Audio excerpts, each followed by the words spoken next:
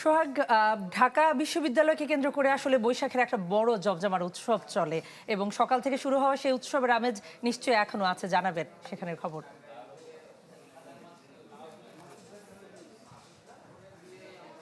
হ্যাঁ করা রাশেদ যেমনটা বলছিল, উৎসব মানে ঢাকা বিশ্ববিদ্যালয় এবং বর্ষবরণের মতো বড় বাঙালিয়ানার উৎসব যখন প্রশ্ন, তখন ঢাকা বিশ্ববিদ্যালয় তো আরেকটু বেশি রঙিন হয়ে ওঠে। সেই চিত্র হয়তোবা আমার পেছনে আপনারা দেখতে পাচ্ছেন। আজ ঢাকা বিশ্ববিদ্যালয়ের পুরো ক্যাম্পাস জুড়েই কিন্তু এই একই চিত্র সেই ভোর থেকে আমরা আপনাদেরকে দেখানোর চেষ্টা করছি, আপনাদের মাধ্যমে সারা বাংলাদেশের মানুষকে দেখানোর চেষ্টা করছি। আমরা কার্জন হলে আছি, এর আগেও ঢাকা বিশ্ববিদ্যালয়ের বিভিন্ন প্রাঙ্গণে আমরা ছিলাম, টিএসসিতে ছিলাম, হাকিম চত্বরে ছিলাম, সোহরাওয়ার্দী উদ্যানে ছিলাম।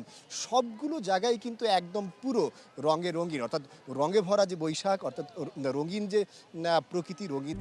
RICL TMX, যুগের পর যুগ স্থাপনা থাকে মজবুত। যে অবস্থা, সেটা কিন্তু সাধারণ মানুষের পোশাক এবং মানুষের কথায় মনের যে রং, সেটাও কিন্তু অনেকের মধ্যে আমরা ফুটে উঠতে দেখেছি। এবং প্রকৃতপক্ষে যাদের আসলে মনে রং আছে, তারাই কিন্তু সেই রঙের বহিঃপ্রকাশ করতেই এরকম রঙিন আয়োজনে অংশগ্রহণ করে। সেই চিত্রটাই কিন্তু আমরা সারাদিন ধরে আপনাদেরকে দেখাচ্ছি। এখানে তরুণ তরুণীদেরকে আমরা দেখেছি, আমরা যুবা বৃদ্ধাদেরকে আমরা এখানে দেখেছি।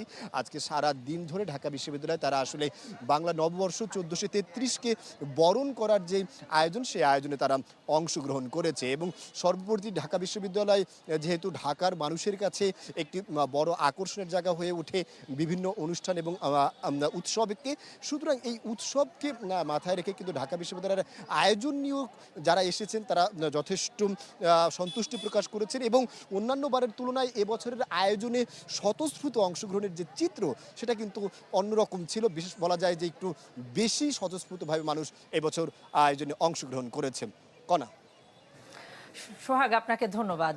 আসলে বৈশাখ মানেই হচ্ছে উৎসব, আয়োজন, এবং আজকে কিন্তু গরম, তারপরেও কিন্তু প্রচুর মানুষ।